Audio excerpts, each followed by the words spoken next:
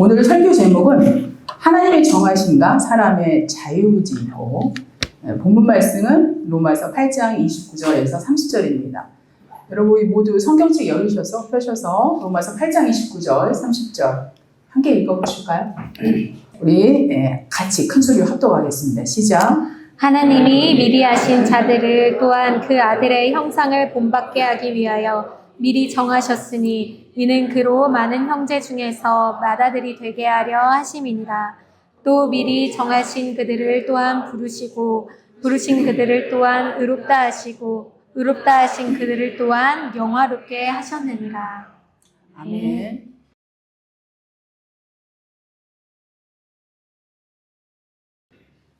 우리는 지난주까지 예수님께서 십자가 위에서 굳이 하셔야만 했던 말씀들을 살펴보았습니다.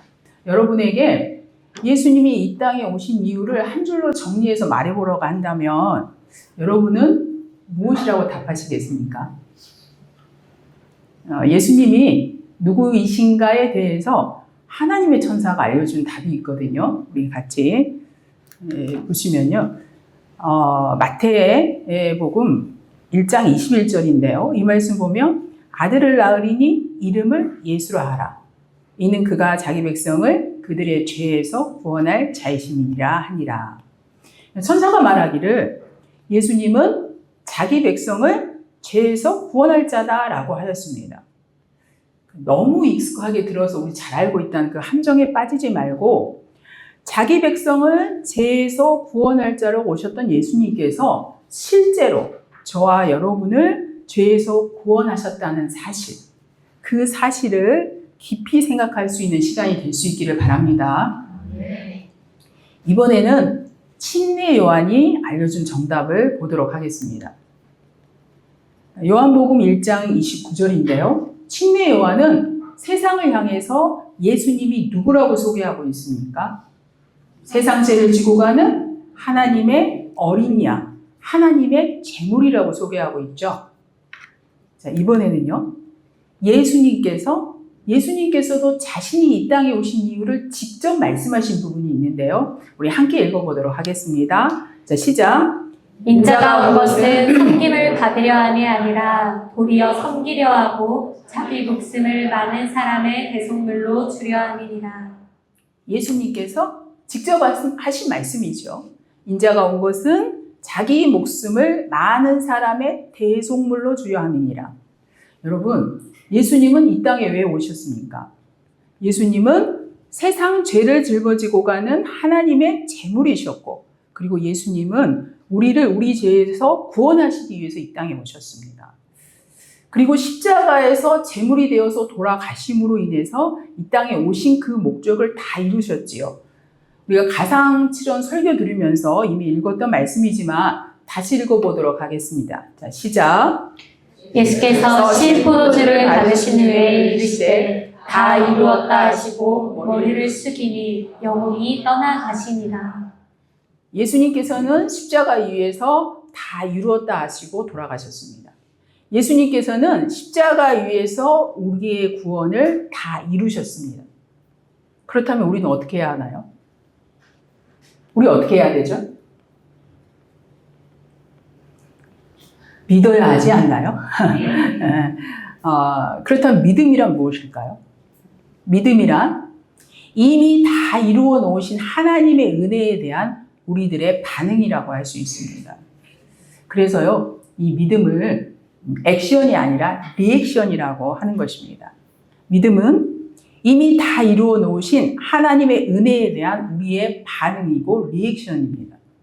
그러나 이미 다 이루어졌는데도 불구하고 이미 사실인데도 불구하고 그런데 실감도 못하고 반응하지 못할 수도 있다는 것입니다. 여러분, 집 나갔다가 돌아온 탕자, 또 집에 있었던 탕자 이야기, 탕자들의 이야기 잘 아시죠? 집 나갔던 둘째가 돌아오니까 이제는 집에 있던 첫째 아들이 집을 나가 버렸습니다. 집 나갔던 둘째가 집에 돌아오니까 아버지가 송아지 잡아가지고 잔치를 베풀었는데 그것을 본 첫째가 그 아버지가 자기에게는 염소 새끼 한 마리도 잡아주지 않았다고 하면서 집을 나간 것이었거든요.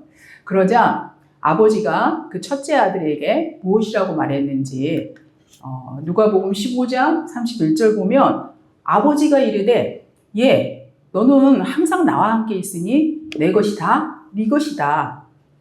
무슨 말입니까? 집에 있었던 첫째는 아버지의 것이 다 자신의 것이었다는 그 사실을 몰랐다는 것이고 실감하지 못했다는 것이고 누리지 못했다는 것입니다. 여러분, 우리도 예수님께서 십자가에서 이미 다 이루어 놓으신 구원의 은혜를 실감하지 못하고 누리지 못하고 있을 수 있습니다. 예수님께서 이미 다 이루어 놓으신 구원의 은혜에 대한 반응이 바로 믿음이고 그리고 그 은혜에 대한 표현이 바로 감사입니다. 그래서 우리 그리스도인들의 주된 언어는 비나이다 비나이다 제발 뭐뭐 해주세요가 아니라 그리스도인들의 주된 언어는 감사합니다 되어야 되는 것입니다. 그런 면에서 어쩌면 신앙이란 아주 간단한 것입니다. 예수님께서 이미 다 이루어 놓으신 구원의 은혜에 대해서 믿음으로 반응하고 감사를 표현하면서 살아가는 것이 신앙생활이죠. 그런데 이 부분에 있어서 신자들이 다소 헷갈려하는 부분이 있기도 합니다. 우리의 구원은 믿음으로만 가능한 것이냐 아니면 행함도 있어야 하는 것이냐 이 부분인데요. 실은 우리들은 이것에 대해서 자주 강조해서 지금까지 들어왔습니다. 행함이 있어야 되는 것은 당연하지만 그러나 행함은 구원의 조건이 아니라 행함은 그 성도의 믿음이 참 믿음일 때 나타나는 당연한 결과라고 있습니다. 성도의 행함은 성도의 믿음이 구원받을 만한 참 믿음이라는 것을 증명해 준다고 했죠. 이것을 야고보서에서는 행함이 없는 믿음은 가짜 믿음이요 죽은 믿음이라고 기록하고 있는 것입니다. 그러므로 우리들은 믿음과 행함을 별개의 것으로 구별하면서 이분법적으로 생각하지 말아야 됩니다. 행함은 참 믿음의 당연한 결과이기 때문에 참 믿음하고 행함하고는 하나로 연결되어 있다고 할 수 있습니다. 십자가의 압도적인 사랑을 놀라움과 감격으로 참으로 경험한 사람이라면 자율적으로 행하게 되어 있고 당연히 행하게 되어 있고 그리고 자연스럽게 행하게 되어 있다는 것이죠. 이 내용을 기록하고 있는 말씀도 있는데요. 우리 같이 읽어보도록 하겠습니다. 시작. 하나님을 사랑하는 것은 이것이니 우리가 그의 계명들을 지키는 것이다. 그의 계명들은 무거운 것이 아니로다. 하나님을 사랑하는 것은 이것이니 우리가 그의 계명들을 지키는 것이다. 십자가의 압도적인 사랑을 경험했다면 계명을 지키게 되어 있다는 것이죠. 그런데 이어지는 그의 계명들이 무거운 것이 아니라는 말씀 무슨 뜻일까요? 실은 신자라고 해도 아직은 죄의 본성이 제거되지 않았기 때문에 계명들이 결코 가볍지는 않습니다. 그럼에도 불구하고 하나님을 사랑하는 자들에게 계명이 무거운 것이 아니라고 선포하신 이유는 그들에게 계명을 지키는 삶은 억지로 노력하는 금욕적인 절제가 아니라 자연스럽고 당연한 결과라는 이야기를 해주고 계신 것입니다.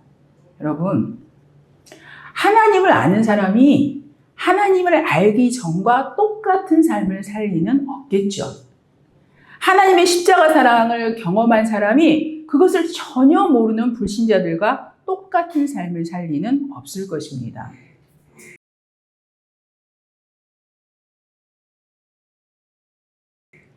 다시 말씀드리지만 그런 면에서 우리의 신앙생활이란 아주 간단하게 설명되어 줄 수 있습니다. 십자가의 놀랍고 압도적인 사랑에 믿음으로 반응하는 삶, 감사로 반응하는 삶이 바로 신앙생활인 것입니다. 그런데 이렇게 간단한 것 같고 실은 이것이면 충분하지만 막상 우리들이 말씀 읽을 때나 신앙생활을 할 때 참 애매모호한 것들이 있기도 하는데요. 그 애매모호한 것들 중에 대표적인 것이 하나님의 정하심과 사람의 자유, 하나님의 정하심과 사람의 자유 사이의 충돌입니다. 쉽게 말하면 하나님이 이미 다 정해 놓으셨는가? 아니면 자유의지를 가진 사람이 선택이 가능한가? 이 문제입니다. 나는 그런 문제로 고민해 본 적도 없고 그저 하나님의 은혜 믿고 감사하면서 사는 것 이것만으로도 고민하고 살아가기 바쁘다 뭐 이렇게 말하고 싶으신 분들도 있을 것입니다. 그런 분이라면 그렇다고 해서 아무 어떤 문제가 있는 것이 없고 오히려 가장 잘하고 있는 것일 수도 있습니다. 그런데 그런 분들도 있지만 그러나 많은 신앙인들이 이 문제와 관련하여 고민과 애매모호함을 경험하는 것 같습니다. 그리고 불신자들이나 신앙의 입문자들이 가장 많이 하는 질문 중에 하나이기도 하죠.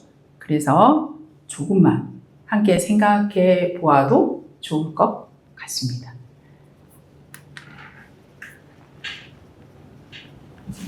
여러분, 어떤 사람이 구원받을 수 있는가 여부는 하나님께서 이미 정해놓으신 하나님의 주권입니까? 아니면 자유의지를 가진 사람의 선택에 달려 있습니까? 구원은 하나님이 선택한 것입니까? 아니면 사람이 선택한 것입니까? 하나님. 만약에 하나님이 다 정해놓으셨고 결국은 하나님이 정해놓으신 대로 이루어질 것이라고 한다면 어떤가요? 그렇다면 사람은 자유의지를 가진 존재가 아니라 하나님이 정하신 대로 움직이는 로봇인가요? 결국은 하나님이 정해놓은 대로 이루어질 것이라면 사람의 자유의지가 무슨 의미가 있느냐는 것입니다. 이번에는 거꾸로 만약에 구원을 비롯한 모든 것이 사람이 자유의지로 선택하거나 거부해서 결정되는 것이라고 한다면 하나님의 정하심은 무엇이냐는 것입니다. 이런 의미에서 하나님의 정하심과 사람의 자유의지는 충돌할 수밖에 없는 것 같습니다. 그래서 이와 관련해서 지금까지 수많은 영성가들과 신학자들이 많은 논쟁과 이야기를 해왔습니다. 그리고 이와 관련한 입장 차이로 교단과 교파가 나누어지기도 하는데 대표적으로 감리교와 장리교 입장 차이가 분명하다고 할 수 있습니다.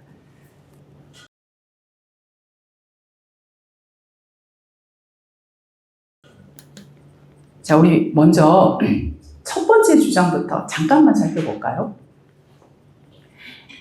첫 번째 주장 역시 당연히 성경의 기록을 토대로 하는 주장입니다.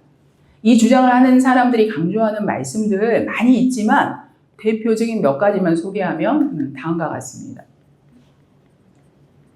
로마서 8장을 보면 미리 정하셨으니 미리 정하신 그들을 또한 부르시고 이렇게 되어 있습니다.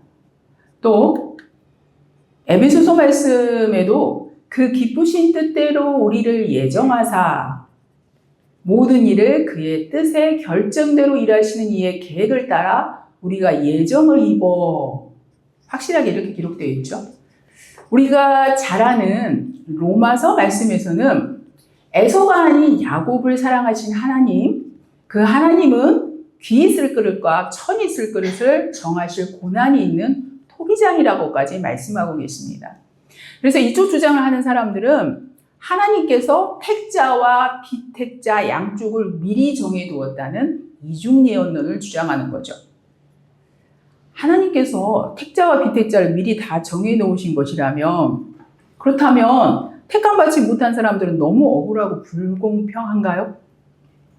이런 비난에 대해서 사람이란 원래부터가 하나님을 알지 못하고 하나님과 상관없이 살아가는 존재들이어서 그런 그들이 하나님 없이 죽음을 통과한 다음에 하나님의 은혜가 완전히 단절되어 있는 지옥으로 가는 것은 당연한 소리라는 이야기를 합니다.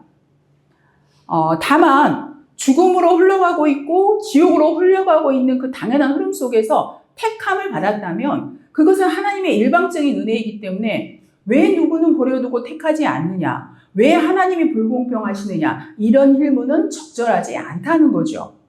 이것은 마치 로또에 당첨되지 않았다고 해서 로또 주관처에 가가지고 행패 부리는 이와 같다는 설명을 하고 있습니다.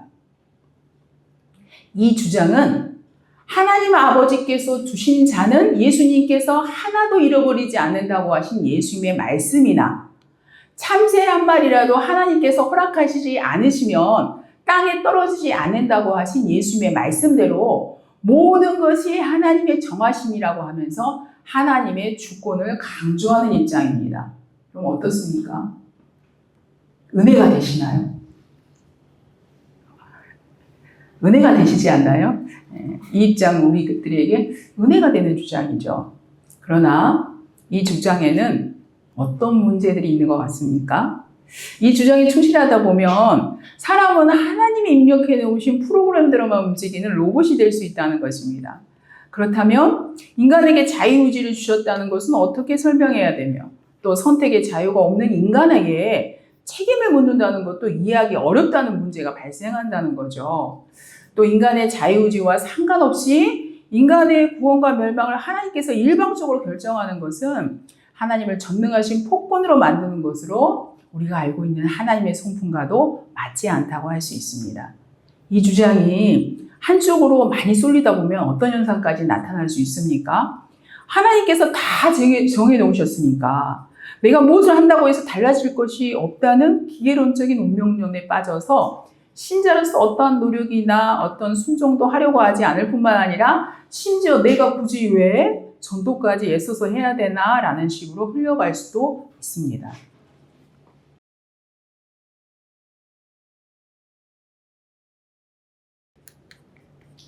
다음으로 두 번째 입장 잠깐 생각해 보실까요?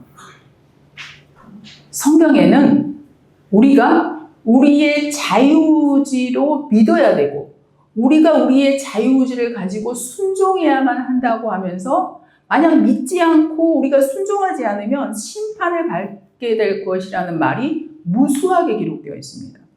너무 많아서 이 주장을 근거로 하고 있는 그 말씀들을 다 소개하기도 어려운데요. 한 말씀만 소개하면 계시록 3장 20절입니다. 볼지어다 내가 문 밖에 서서 두드리노니 누구든지 내 음성을 듣고 문을 열면 내가 그에게로 들어가 그와 더불어 먹고 그는 나와 더불어 먹으리라. 예수님께서 문 밖에서 서서 두드리지만 그러나 결국은 그 사람이 문을 열어주어야만 예수님과의 동행과 연합이 가능해진다는 것이죠. 예수님의 음성을 듣고 문을 열어줄 것인가 열어주지 않을 것인가 자유의지를 가진 사람의 선택이 결정적이라는 것입니다.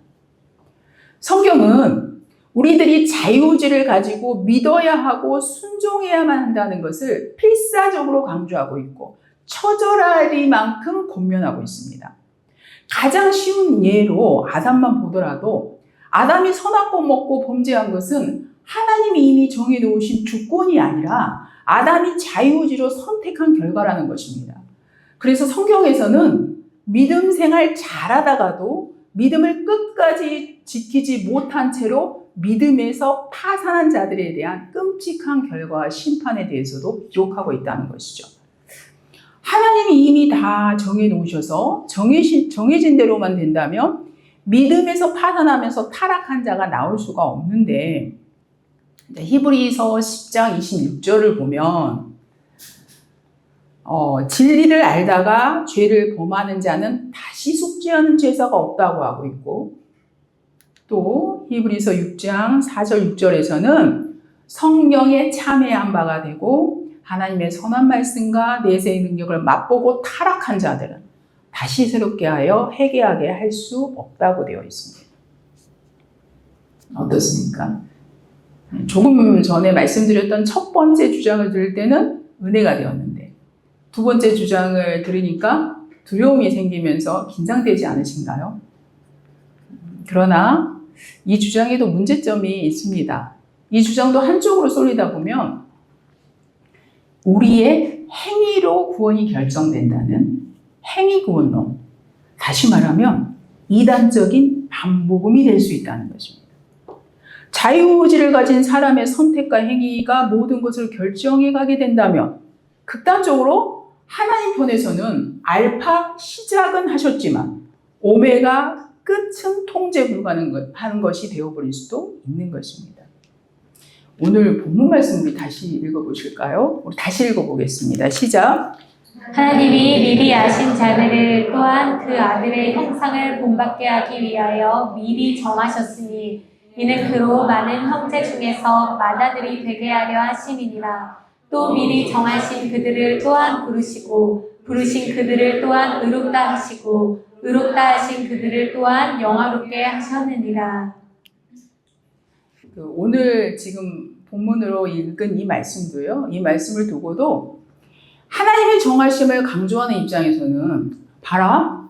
하나님이 미리 정해버렸다고 얼마나 반복해서 강조해서 기록하고 있냐. 이렇게 해석하고 있고 반면에 사람의 자유의지를 강조하는 입장에서는 아니 꼭 그런 거는 아니거든. 봐봐.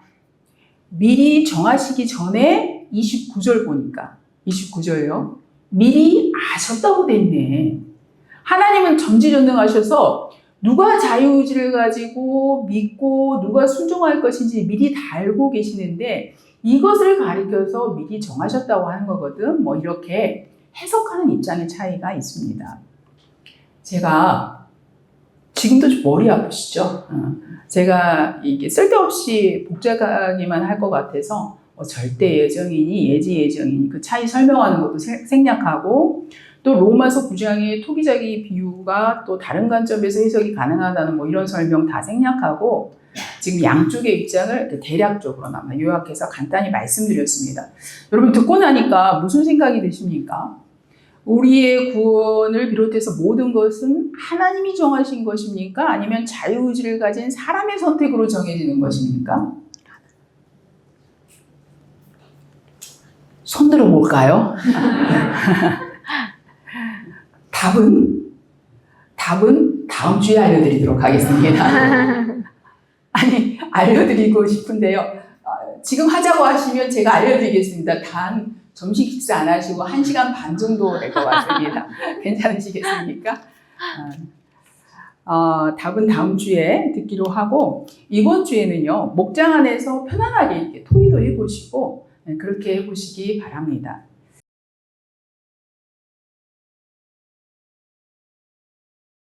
다음 주에 생각해 볼 문제와 답을 남겨두고 이제 다시 십자가로 돌아가서 오늘 말씀을 마무리해 보도록 하겠습니다.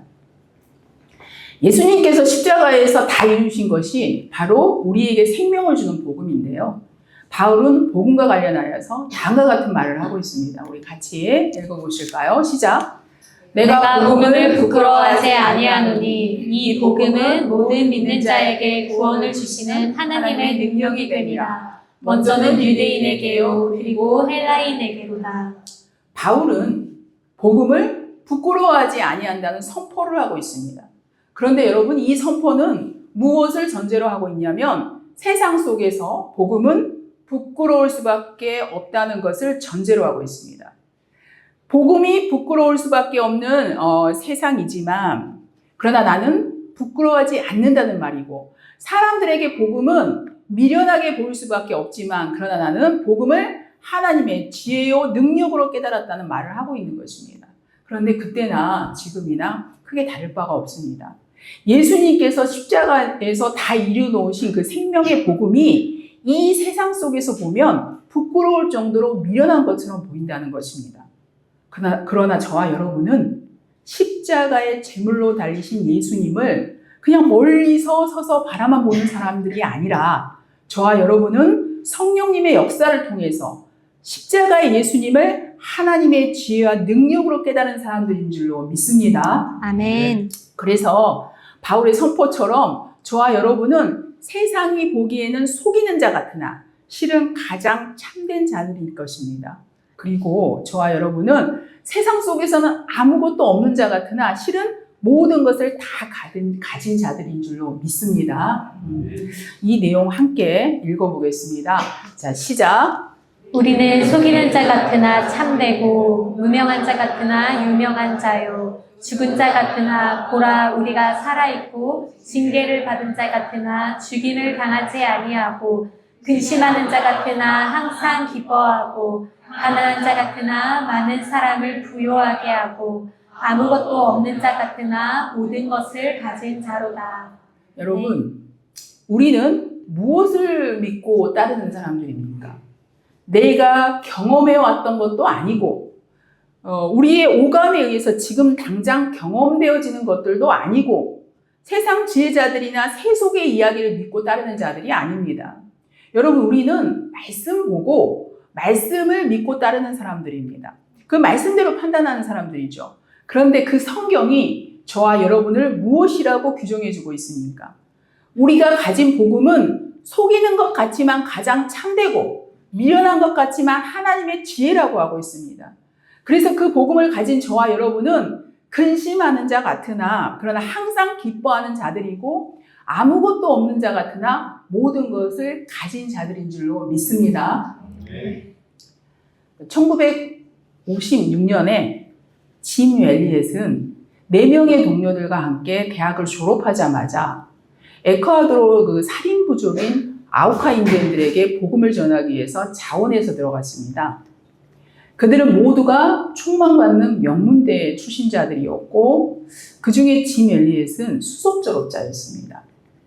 결국 그들 모두는 선교지에서 인디언들의 창에 찔려서 순교를 하였는데 놀랍게도 그 사건을 계기로 그곳에 교회가 세워지기 시작하였습니다. 짐 웰리엣이 29세 때인가 이렇게 순교를 했는데요. 짐 웰리엣이 선교를 나서면서 했던 유명한 말을 한 번쯤은 들어보신 분들도 계실 것입니다. 영원한 것을 얻기 위해서 영원하지 않는 것을 버리는 자는 절대 바보가 아니다. 여러분, 영원한 것을 얻기 위해 영원하지 않는 것을 버리는 자는 절대 바보가 아닙니다. 천국에서 영원한 생명을 얻기 위한 지금 우리들의 걸음걸음은 절대 바보가 아니라는 사실을 기억하기 바랍니다. 우리가 추구해야 하는 삶은 고통 없는 삶입니까? 아니면 가치 있는 삶입니까? 우리가 추구해야 되는 삶은 고통 없는 삶이 아니라 가치 있는 삶인 줄로 믿습니다. 아멘. 우리가 지금 왜 여기에 존재하고 있는가? 이 문제에 관하여 많은 철학자들과 현인들이 답을 찾아왔는데 그 중에서도 20세기에 가장 중요하고 영향력이 있는 철학자 중 한 명이었던 하이데거는 우리는 그냥 던져진 존재일 뿐이라고 했습니다. 자신의 결정 없이 세상에 던져졌고 어느 날 정신 차리고 보니까 이미 존재하고 있었다는 것입니다. 하이데거의 말처럼 우리의 존재가 우리의 계획이나 결정과 상관없는 것이라면 그렇다면 우리가 살아가야 될 의미나 가치도 우리가 정하는 것이 아닙니다. 우리를 만드신 하나님의 뜻이 우리가 존재해야 하는 이유이고 목적이 되어야 할 줄로 믿습니다. 다시 정리하면서 되새기도록 하겠습니다. 보통 사람들의 목표는 행복한 삶이라고 합니다. 그리고 그 행복한 삶이라는 그 목표를 속적으로 표현하면 고통과 고난이 없는 삶이 되겠죠. 그래서 사람들은 고통과 고난이 없는 삶을 추구할 때가 많습니다. 그러나 우리가 추구해야 되는 삶은 고통과 고난 없는 삶이 아니라 의미 있고 가치 있는 삶이 되어야 할 것입니다. 그리고 우리가 왜 사는 것인지, 무엇을 위해서 살아야 하는지, 우리 삶의 의미와 가치는 우리 스스로 우리가 만들어가는 것이 아니라 우리를 만드신 하나님께서 부여하시는 것입니다. 하나님의 뜻이 우리가 살아가는 이유가 되어야 되고 목적이 되어야 될 것입니다. 그러므로 하나님의 뜻대로 살기 위해서 몸부림치고 있다면, 천국의 영원한 생명을 향하여 걸어가고 있다면 우리의 순간순간이 세상 속에서는 비록 미련하고 어리석게 보일지라도 가장 복된 걸음걸음이란 사실을 붙잡을 수 있기를 바랍니다. 왜냐하면 짐 웰리엣의 말대로 영원한 것을 얻기 위하여 영원하지 않는 것을 버리는 자는 절대 바보가 아니기 때문입니다. 사도 바울의 선포처럼 우리들은 아무것도 없는 것처럼 보이지만 실은 모든 것을 다 가진 자들이기 때문입니다.